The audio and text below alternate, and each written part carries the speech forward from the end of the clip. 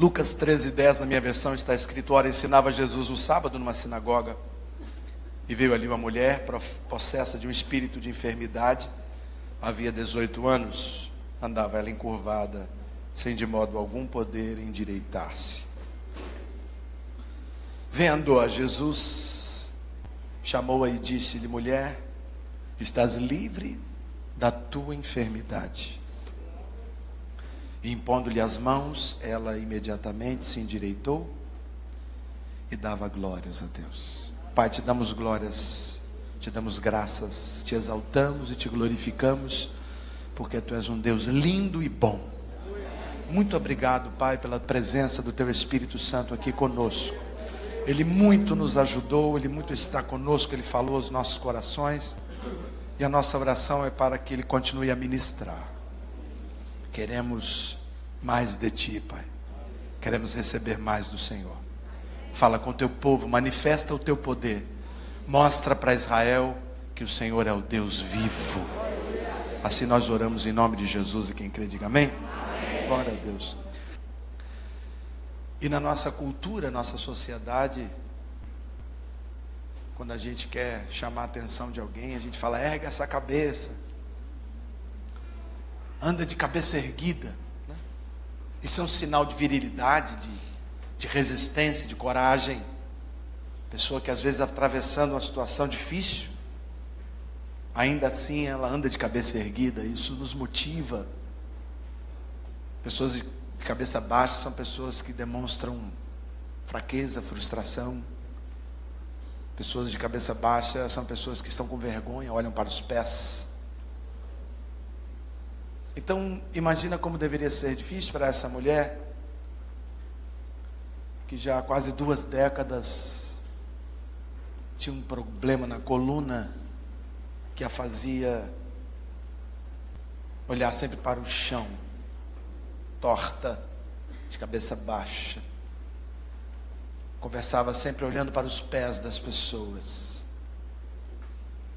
Evidente que essa mulher deve ter feito tudo que estava ao seu alcance para buscar curar essa enfermidade em sua coluna, em seu quadril. Nós não sabemos direito o que é. E quando tudo parece que ia ter fim, ela tem um encontro com Jesus. E Jesus não faz terapia, Jesus não faz acompanhamento médico, diagnóstico, Ele simplesmente toca e diz: está curada, e ela é curada.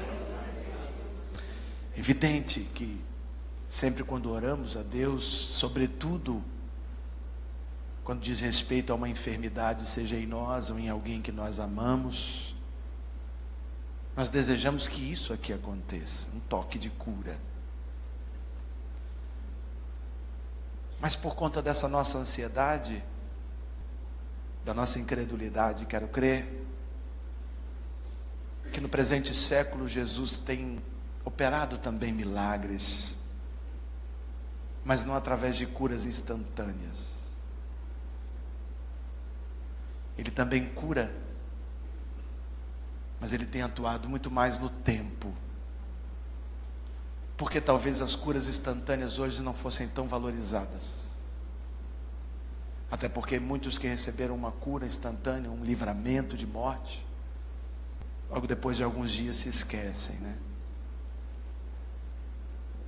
E hoje pela manhã, realizando o sepultamento da irmã Maria, mãe da Alessandra, conversava com aquele povo que estava ali, seus filhos, netos, parentes. 84 anos foi um bom tempo de vida, né? Nós talvez não cheguemos nem perto disso aí, mas ainda assim a família desejava que ela vencesse a sua última batalha.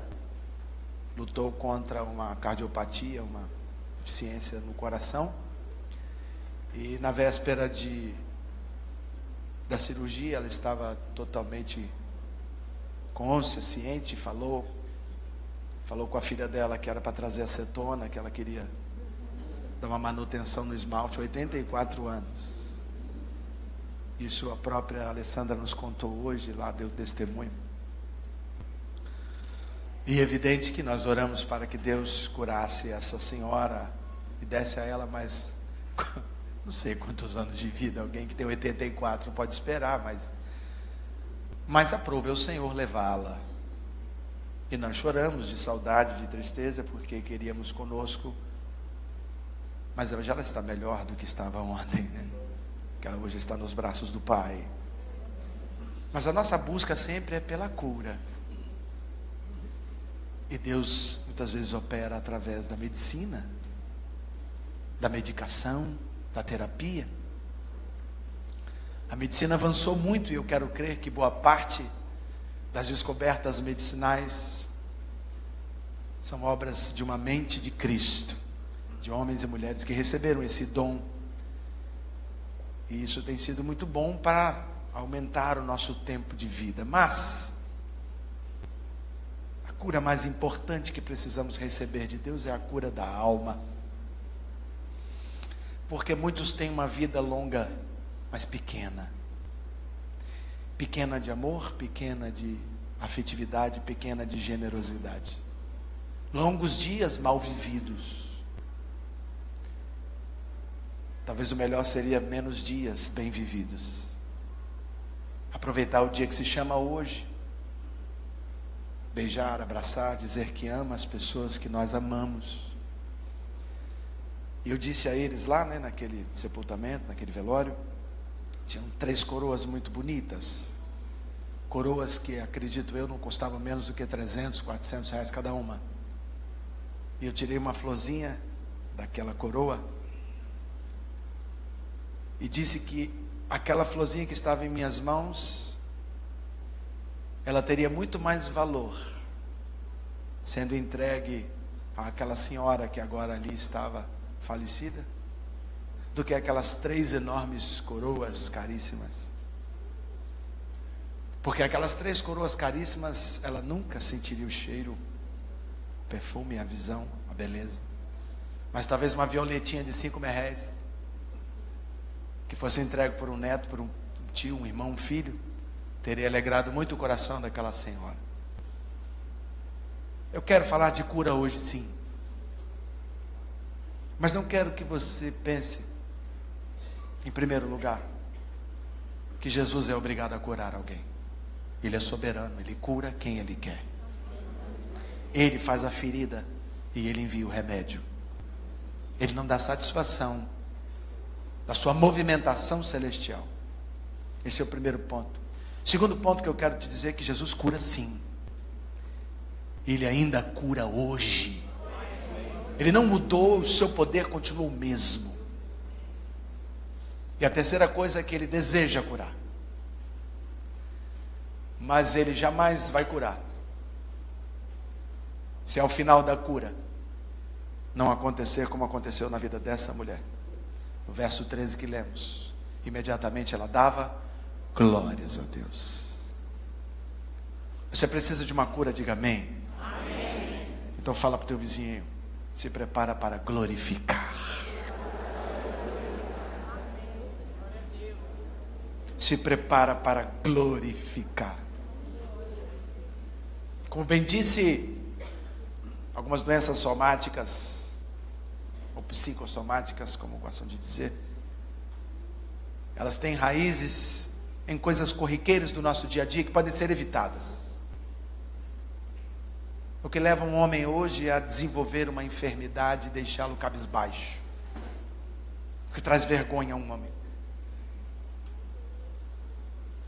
O que pode estar corroendo a nossa saúde emocional e naturalmente afetando o nosso físico, porque quando a cabeça não vai bem, irmãos, o corpo padece. Falta de perdão, ressentimentos, raiz de amargura, discriminação, abatimentos, perdas, baixa estima. O diabo precisa de uma brecha para somatizar doenças e atormentar a vida do crente. Mentira, ódio, inveja, cobiça abrem portas para influência maligna. Então, muito mais do que medicar a igreja, muito mais do que apenas anestesiar a dor da igreja, Deus quer nos curar de dentro para fora. Não podemos viver à base de Neosaldina, morfina, que por um momento, momentaneamente aplaca a dor, mas não resolve o problema. Então nós queremos pedir a Deus que nos cure, amém? Mas não apenas aquela cura que estamos enxergando, mas aquela que estamos escondendo. Aquela que não confessamos, aquela que guardamos nos quartos escuros da nossa vida. Queremos que Deus cure a igreja. Muito mais do que febre amarela, mas que cure a língua, o coração, a mente da igreja. Amém, queridos? Amém. Glória a Deus.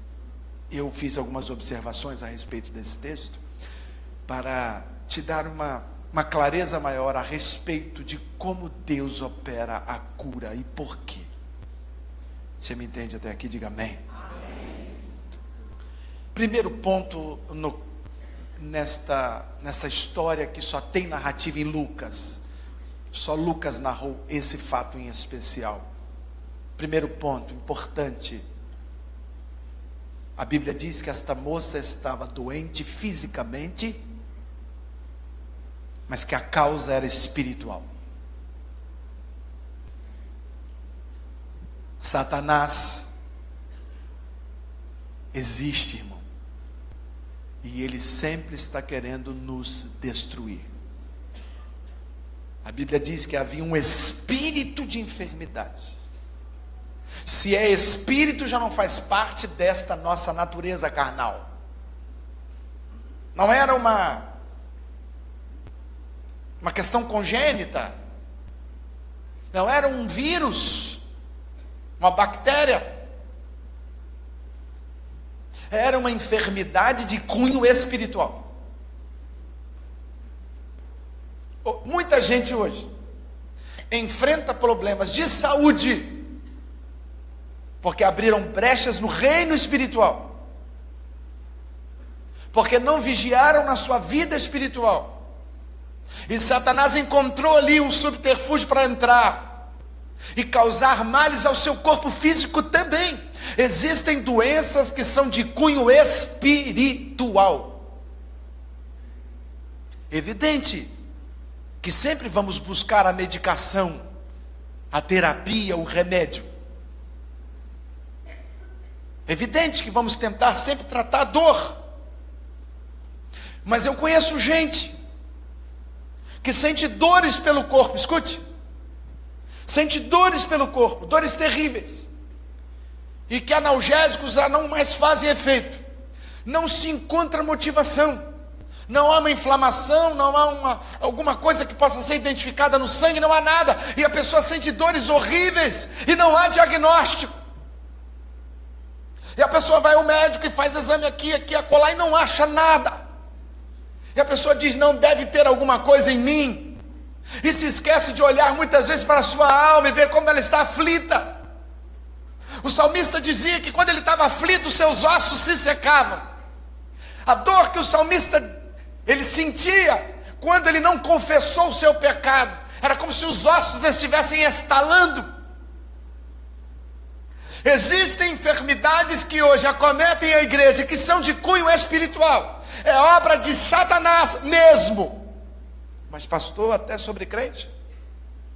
Sim, até sobre crente. Jesus disse que a mulher era filha de Abraão, lembra? Se era filha de Abraão, ela era israelita. Se era israelita e estava na sinagoga, eu quero crer. Essa mulher era uma seguidora de Yahvé. Se fosse hoje, era crente. E mesmo crente enfrentava uma enfermidade de possessão maligna. E ela não é o único caso, a gente vai se lembrar, o gadareno. gadareno não tinha só uma possessão maligna. O gadareno tinha um curral cheio de demônios. A mulher tirofenícia, quando ela busca Jesus, ela diz: minha filha está mortalmente endemoniada. Havia um demônio sobre a filha da mulher grega. Então esse é o terceiro caso que me lembro aqui, de pessoas que demonstram enfermidades na carne, mas que têm causa no espírito. Então preste atenção, meu amado, que Deus hoje vai liberar uma unção de cura nesse lugar. Mas sobretudo, volto a dizer, Ele quer curar-nos de dentro para fora. Você entende isso? Diga amém. Bom, se essa mulher era assídua no templo, por ser hebreia, por ser de Israel, filha de Abraão, eram considerados hebreus. Se ela estava na sinagoga naquele dia que Jesus estava, por que então que ela não tinha desistido de continuar sendo hoje crente? Passou 1 ano, 2, imagina você dentro de uma igreja gemendo de dor, toda torta, e os sacerdotes, os profetas dizendo: olha, vai ter gente que vai ser curada aqui. Tinha o tanque de Betesda muito próximo ali, aquela sinagoga que aconteciam milagres um atrás do outro. E essa mulher perseverava dentro daquela igreja por 18 anos, dentro daquele tempo, escondidinha lá no fundo. Por quê? Porque a perseverança, querido, é a primeira porta que se abre quando a cura está chegando. Pessoas perdem a oportunidade de receberem uma cura divina porque são ansiosos, porque não respeitam o kairós de Deus, porque querem que as coisas aconteçam no seu tempo e na sua hora, porque querem que a sua vida se transforme de fora para dentro, querem receber o alívio de suas dores, mas não estão preocupadas em resolver seus conflitos interiores.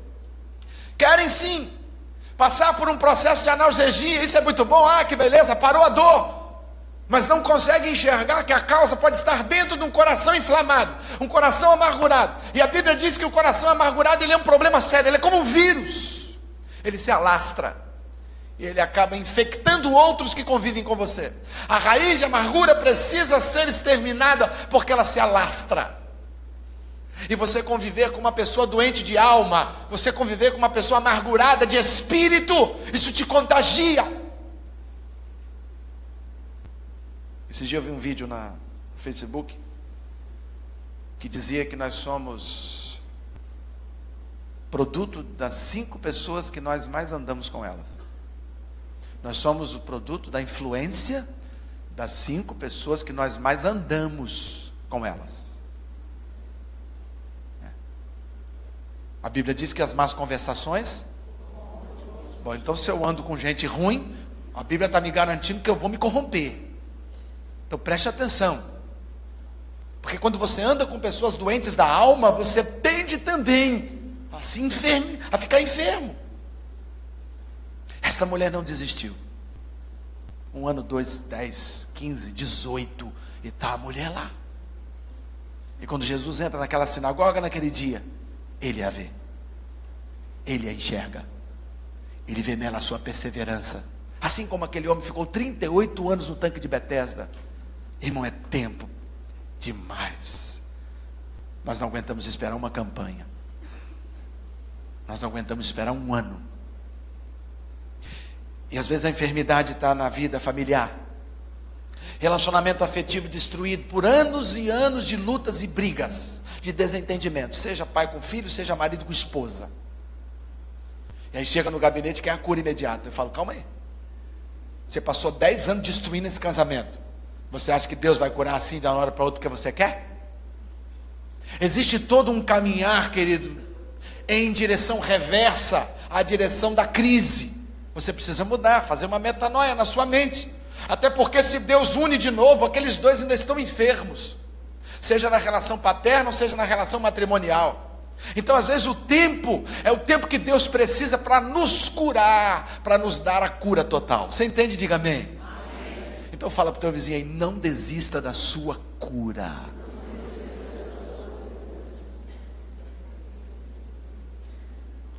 A outra coisa que eu anotei é que ela venceu suas dores. eu tenho um pequeno problema de coluna, porque eu tenho uma perna maior que a outra. Então meu quadril é meio fora de eixo. Então quando eu faço muito esforço, dói demais aqui o meu lado direito. E essa dor às vezes resvala aqui no ciático, né, que se fala. E dói. E não é nada de coluna. Eu imagino quem tem problema de coluna. Porque dizem que a dor de coluna é terrível. Tem ninguém que fica agarrado assim, ó. Tem quase que pegar e... Essa mulher não tinha um pequeno problema de coluna. Esse problema de coluna tinha uma mulher.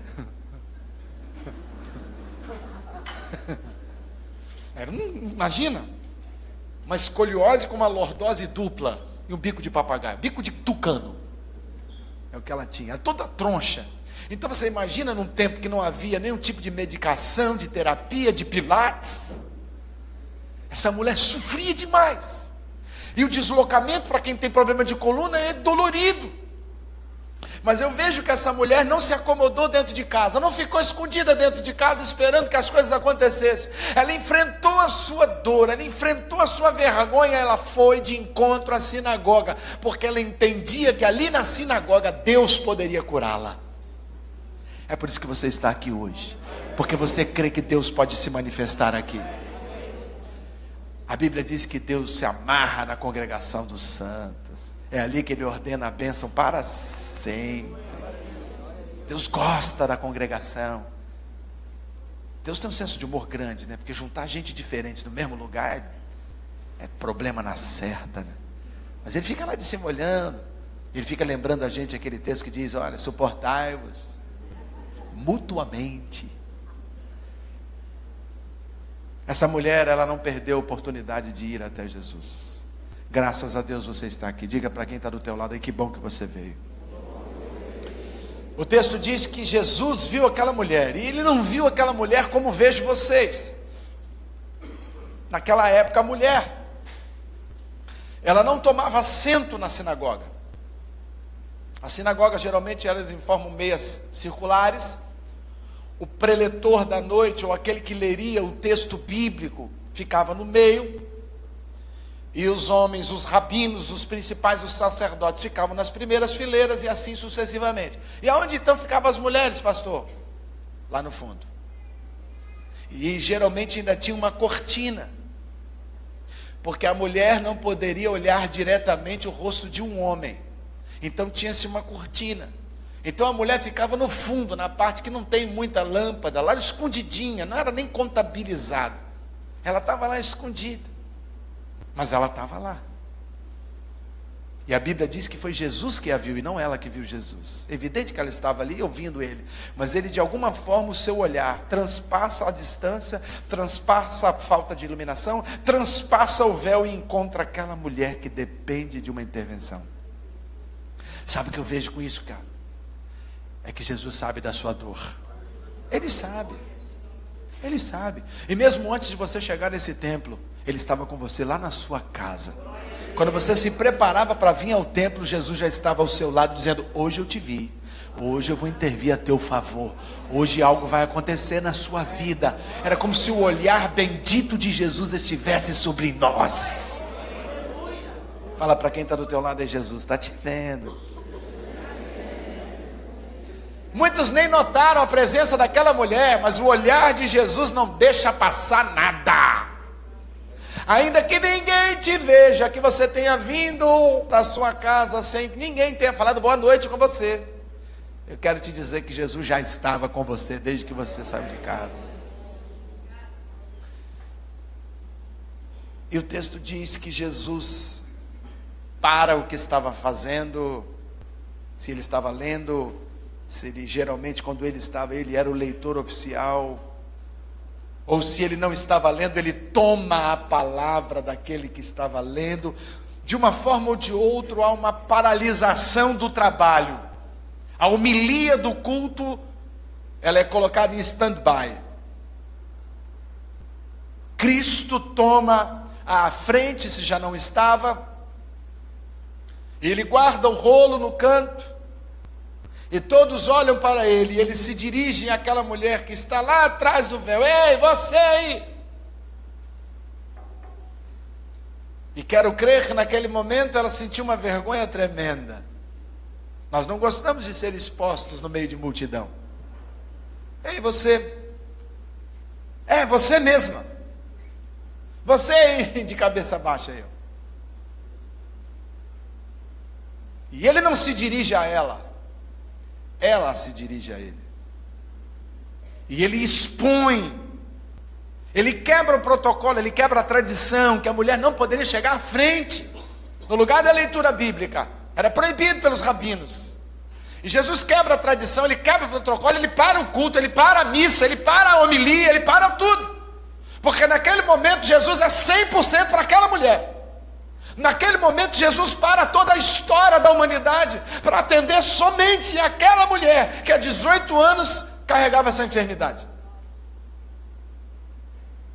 Nós tratamos as pessoas assim coletivamente, porque não temos a capacidade que Jesus tem de conhecer o secreto, o recôndito e o escondido. Então analisamos as pessoas pela cor da roupa, pelo tamanho, pelas referências, pelas ligações. Mas quando Jesus se dirige a nós, ele se dirige a nós como se não houvesse nenhuma outra criatura sobre a face da terra. O olhar dele é 100% para nós, o seu cuidado é 100%, a sua graça é 100%. Jesus tem essa capacidade, nós não entendemos porque somos seres temporais. Mas quando Jesus chama você, ei filho, ele está falando só com você, e é para você, e o que ele tem é para você, ele preparou para você. E o que ele prepara para nós e nos entrega, a sua palavra nunca volta vazia, ela sempre vai cumprir um desígnio pessoal que Deus preparou. Você pode achar que eu estou pregando para uma igreja, mas eu quero te dizer que eu posso estar pregando para uma igreja, mas o Espírito Santo está pregando para você, somente para você. Ele está falando especialmente com você, mulher, especialmente com você, homem ou jovem. Todos ouvem a minha voz, porque eu estou falando no microfone, mas você vai ouvir a voz do Espírito Santo, porque quem pode aqui é Ele. Se você for embora dizendo a voz do pastor Pedro é show de bola, você vai voltar do mesmo jeito que veio. Agora, se você sair daqui dizendo eu ouvi o Espírito dizer a mim, você vai sair daqui com a sua cura. Jesus parou e ele falou com ela. Nós temos tradições, elas são importantes, os marcos dos antepassados são importantes, nossos históricos, a ordem do culto, os rituais, as ordenanças, a ceia, o batismo, o casamento, isso tudo é muito importante para nós que somos seres temporais, mortais. Mas a relação de Jesus conosco, ela extrapola essas tradições e essas homilias. Tanto é que a Bíblia diz que uma alma vale mais que o mundo inteiro, com toda a riqueza de Bill Gates, com todo o poder de Donald Trump, isso tudo, você junta tudo, irmão, toda a riqueza do mundo, todos os carros, todas as casas, todas as mansões, todas as belezas, todas as cachoeiras, os montes, os vales, o ouro sobre a terra, tudo, junta tudo e põe uma alma que se rendeu a Jesus, ela vale mais. Então repare que o sistema de pesos e medidas de Jesus é diferente do nosso. E às vezes a gente quer enlatar Jesus. A gente quer que Jesus tenha as mesmas reações que nós. Mas Jesus é amor. E a sua essência é o amor, e a gente não entende. E quando a gente faz alguma coisa errada, a gente fica, meu Deus, Jesus vai me amar menos. Eu errei, Jesus me ama menos. Eu não mereço. Quantas vezes eu ouvi pessoas dizendo, eu não mereço receber a cura, eu não mereço receber essa dádiva. Não merecer, você está certo, não merece mesmo não. Porque se merecesse não seria de graça. Seria apenas uma contraposição, um contrapagamento. Merecer, merece, não merece. Mas Jesus nos dá de graça. E é justamente porque não merecemos que recebemos de graça. Você entende? Diga amém. Amém. Então diga, não é por merecimento, é por graça. Então preste atenção. Preciso quebrar isso na sua cabeça hoje.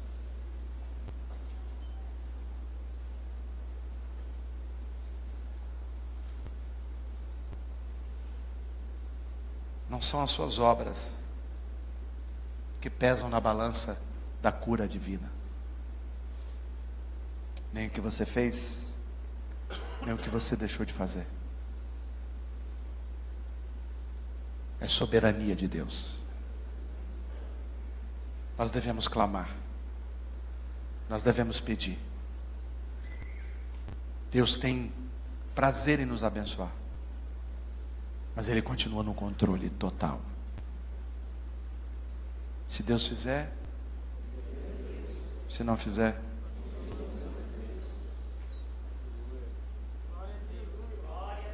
se a doença vier, se curado for, você entende isso? Você entende isso? Vamos ler verso 14.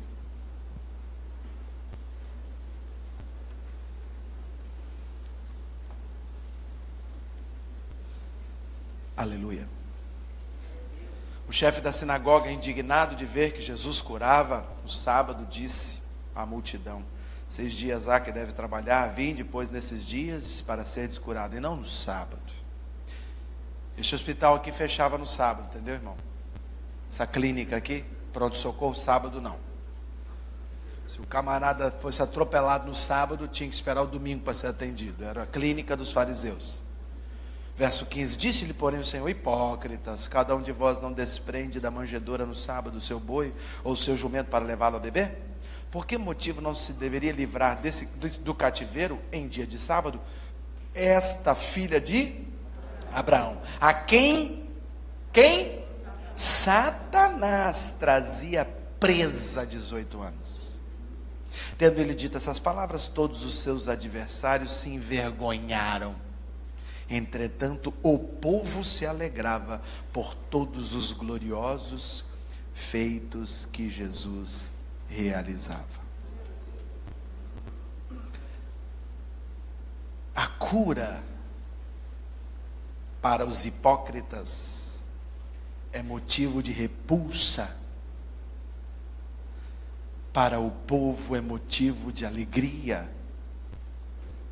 Quando aquela mulher saiu de casa naquele dia para ir à sinagoga, ela tinha 2 opções: voltar envergonhada ou voltar curada. Essas eram as 2 únicas opções. Ou ela voltava curada, ou ela voltava envergonhada. Mas lembre-se que muitas vezes antes desse dia ela voltou envergonhada. Quantas vezes eu preciso ser envergonhado para receber a minha cura? Porque cada vez que eu sou submetido a uma situação de tribulação, de vergonha,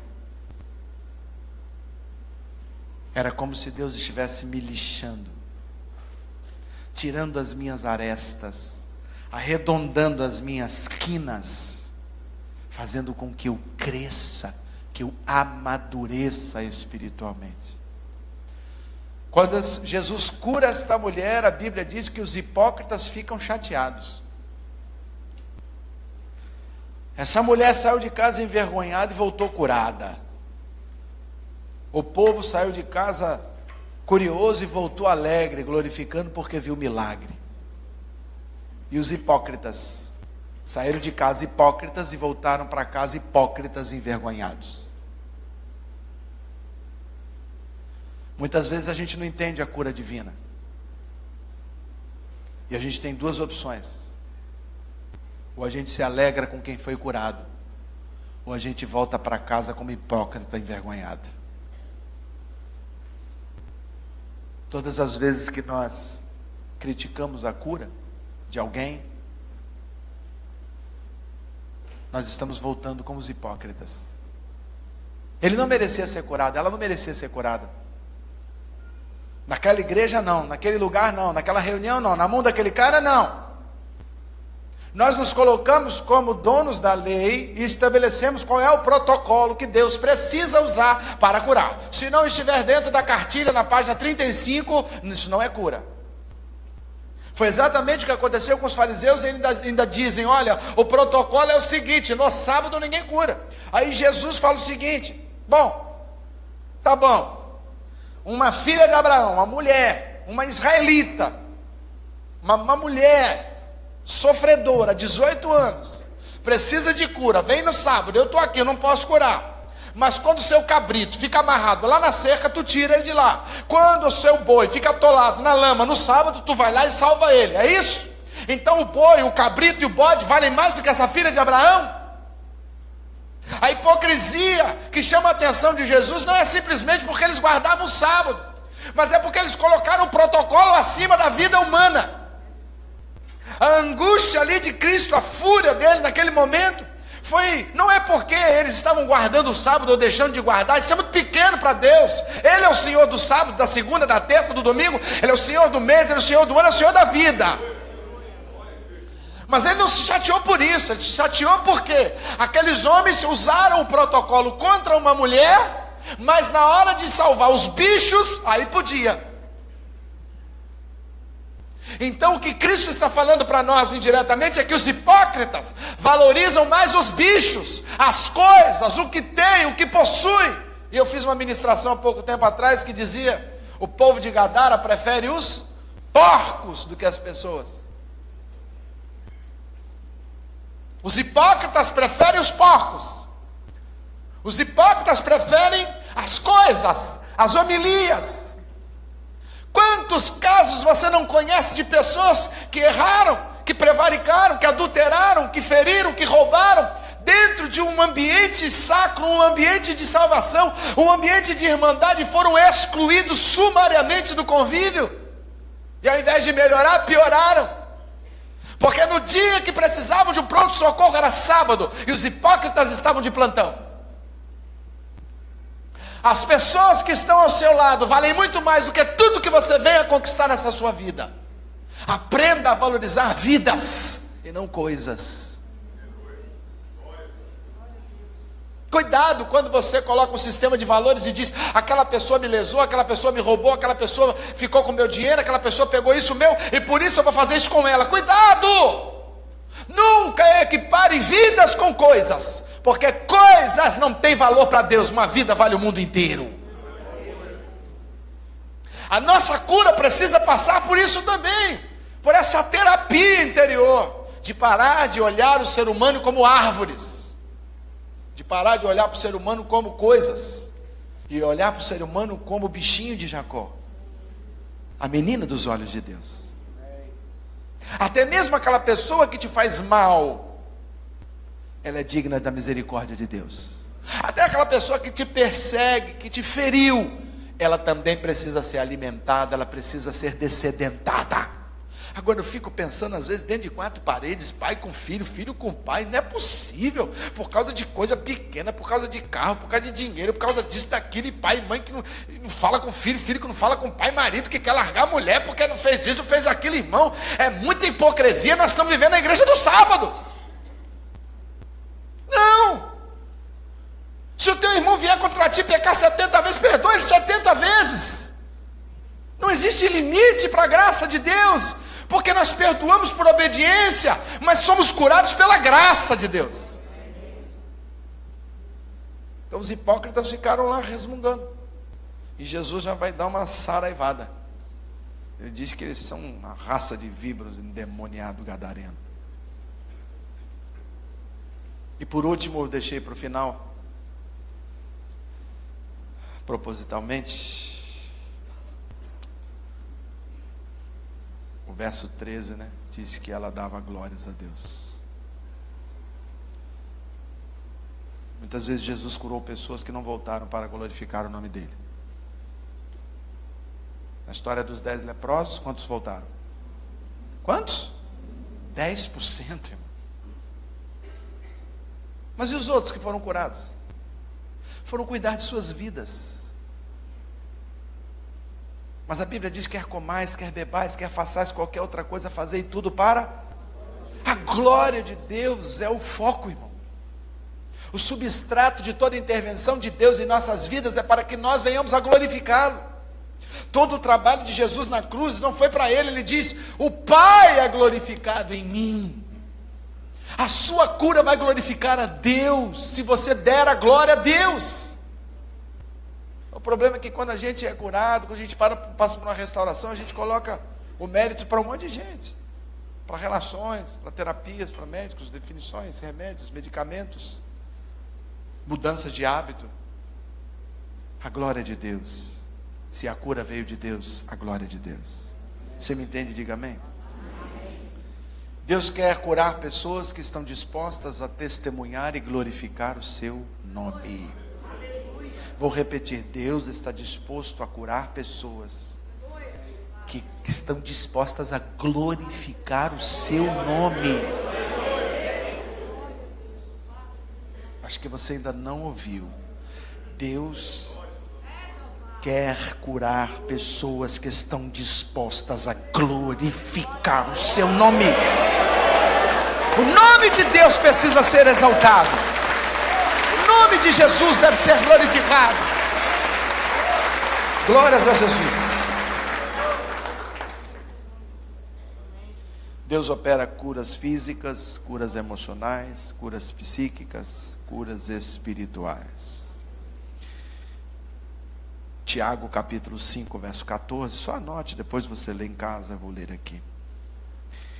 Há entre vós alguém que está doente?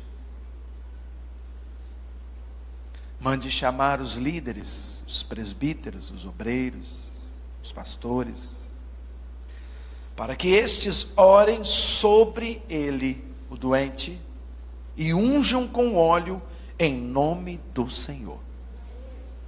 A oração feita com fé curará o doente. O Senhor o levantará. E se houver cometido pecados, os pecados lhe serão perdoados. Antes da gente fazer a oração aqui, final, deixe-me falar de uma doença que está afetando muita gente nesse século. Acho que vocês já sabem do que vou falar. Depressão, ou opressão, ou ansiedade excessiva. A depressão, segundo o dicionário, é uma desordem no funcionamento mental que afeta o corpo. Então é o corpo padecendo por um desajuste mental. Nós sabemos que a nossa luta não é contra a carne nem contra mas contra principados e potestades nas regiões. Onde são essas regiões celestiais? Não está ligada a uma altura física da terra para o céu. Nós sabemos que a nossa luta contra a carne, a luta entre a carne e o espírito, ela acontece em nós. A influência do maligno de um lado, as concupiscências interiores causadas pelo pecado original, a lei que é boa de Deus que nos impede de pecar, e o Espírito Santo que nos convence do pecado, da justiça e do juízo. Então há uma guerra. Eu não vou fechar a questão a respeito, mas nós sabemos que a maior luta que nós enfrentamos é na mente. Porque a consciência que é ministrada pelo diabo e por Deus, ela é o leme da nossa vida, é onde há a decisão. A Bíblia fala de coração no sentido não do órgão coração, mas dos sentimentos. E tudo está ali, vinculado à mente. A pessoa, quando ela tem um problema cerebral, de paralisia cerebral, o corpo às vezes está normal, não tem doença, não tem vírus, não tem nada. Mas em compensação ela não sente mais nada, não fala mais nada, ela não está ali mais. Então a depressão é uma doença que Satanás tem investido pesado para desestruturar a nossa vida. E a depressão ela causa, preste atenção, primeiro, um estado de tristeza perene. Não é aquela tristeza que a família Jaime vai sentir nesses próximos dias porque a mãe morreu. Essa é uma tristeza natural.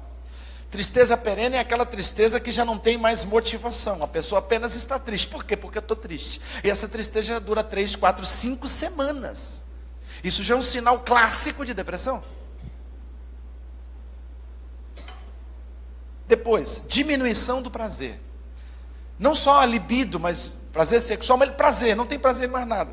Ela gostava de fazer isso, agora não faz mais.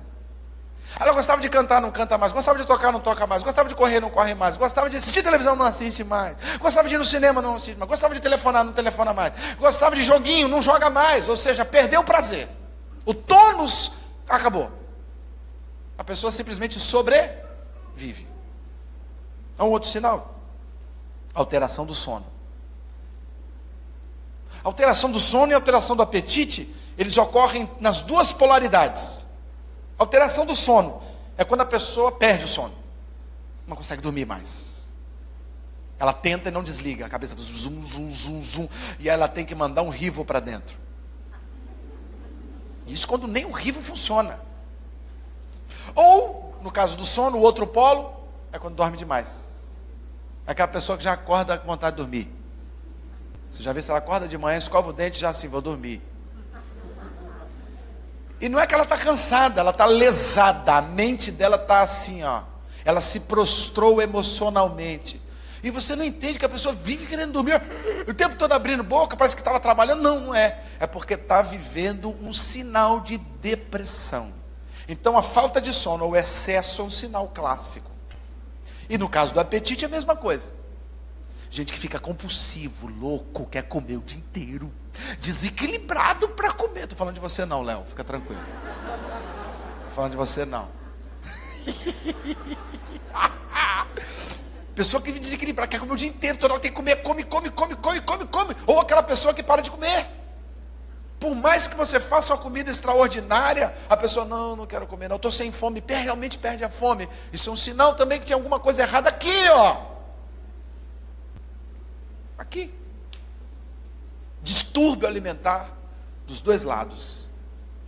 Você quer ver uma outra coisa? Ansiedade. Dores musculares sem que você tenha feito nenhum exercício físico. Dores. Fadiga. Cansaço. Apatia. Baixa estima. Sensação de inutilidade. Presto para nada. Não me encaixo em lugar nenhum. Não sirvo para nada. Autocomiseração. Era como se não existisse. Pastor, estou na minha casa, parece que eu não existo. Eu estou nessa igreja desse tamanho, parece que ninguém fala comigo. É o sentimento de que você está sozinho no mundo e que o mundo conspira contra você. É um sinal de que pode ter alguma coisa errada com a tua mente. Perda de concentração. Não consegue se concentrar em nada. E aí, o pastor falou que eu tenho que ler a Bíblia. Aí começa a ler a Bíblia. Aí está lá em Mateus capítulo 2. De repente está lá. Ele já começou a enxergar a praia lá de Cancún. Ou de repente ele já está lá jogando um basquete, jogando futebol, ele não percebe. E quando ele olha de novo, ele passou um parágrafo inteiro, não faz a mínima ideia do que leu. Perda de concentração. Começa a fazer uma coisa, distrai. Não consegue focar. Ou a perda da memória também. Não consegue lembrar nem o nome. Não consegue lembrar de nada. Dá aquele branco, toda hora está dando branco, esqueceu a chave, esqueceu aquilo, esquece tudo. Isso é um sinal também de que a mente não está funcionando bem. Ela está sobrecarregada ou ela está lesada. Ela está deprimida. E por último e mais grave, pensamentos recorrentes de morte. Pensamentos recorrentes de morte.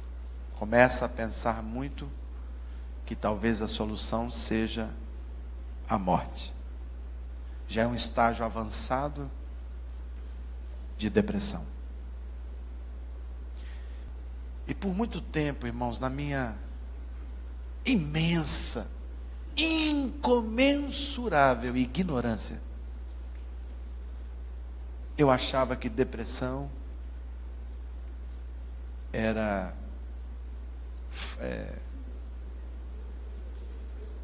pessoa assim que reclama de tudo, isso aí é coisa de...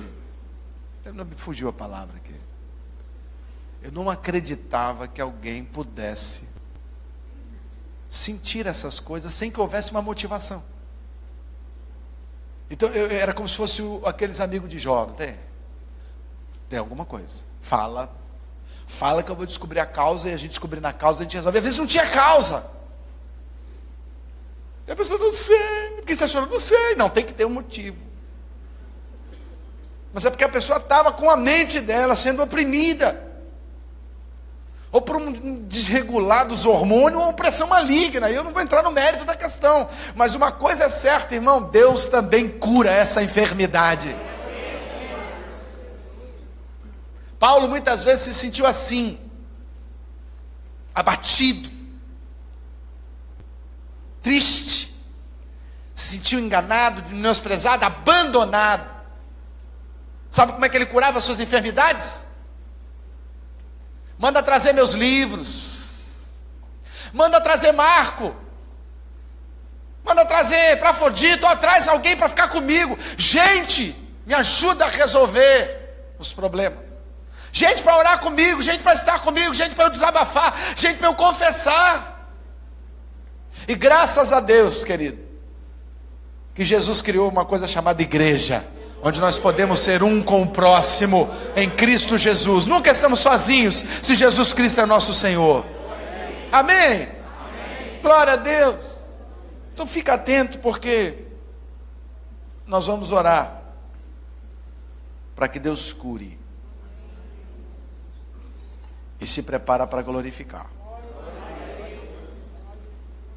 Se Deus curar, se Ele não quiser curar, continua sendo Deus. Amém? E nós vamos fazer como está escrito aqui. Como Tiago nos orientou. Vamos ungir. Vamos ungir. É evidente que poderíamos ungir o lugar da enfermidade, se é que esse local existe, mas como é apenas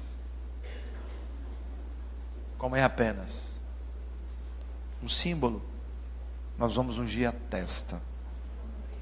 Amém? Podemos fazer assim então? Eu queria chamar os pastores aqui à frente. Pastor Wagner, pastor Wesley, pastor Renan, pastor Mário está viajando com a família. Isso. E nós vamos louvar ao Senhor. Enquanto louvamos ao Senhor, você vai sair do seu lugar. E você, preste atenção, porque a Bíblia diz que a fé cura. E não é a fé de quem está orando, é a fé de quem está recebendo também. Então você já vai ficar aí em oração, e quando você vier à frente, você já vai vir em oração. Você vai receber um toque apenas. E você vai voltar para o seu lugar. E você vai continuar exaltando e glorificando o nome do Senhor. Quem sabe a sua cura chega hoje, meu amado. E essa cura possa fazer com que o nome do Senhor seja glorificado na sua vida. Amém? Então, comece a orar enquanto louvamos. E você só vai receber um toque na testa. A oração é você que vai estar fazendo. Nós já estamos orando aqui, nós estamos em espírito de oração, amém? E Deus vai operar um sinal e um milagre na sua vida. E eu quero crer que Deus te chamou aqui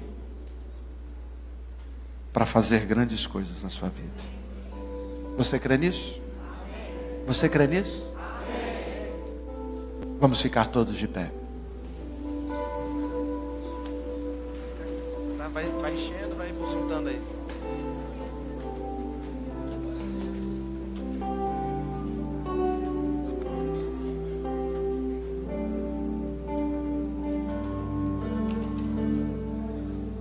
Vamos orar. Ore comigo, diga assim: Senhor, nesta noite eu preciso de um milagre. E eu creio no teu poder, que o Senhor pode me curar de qualquer enfermidade. Se o Senhor quiser me curar, eu o glorificarei. Mas se não houver, ainda assim eu exaltarei. Porque a maior cura eu já recebi, foi a minha alma sendo salva.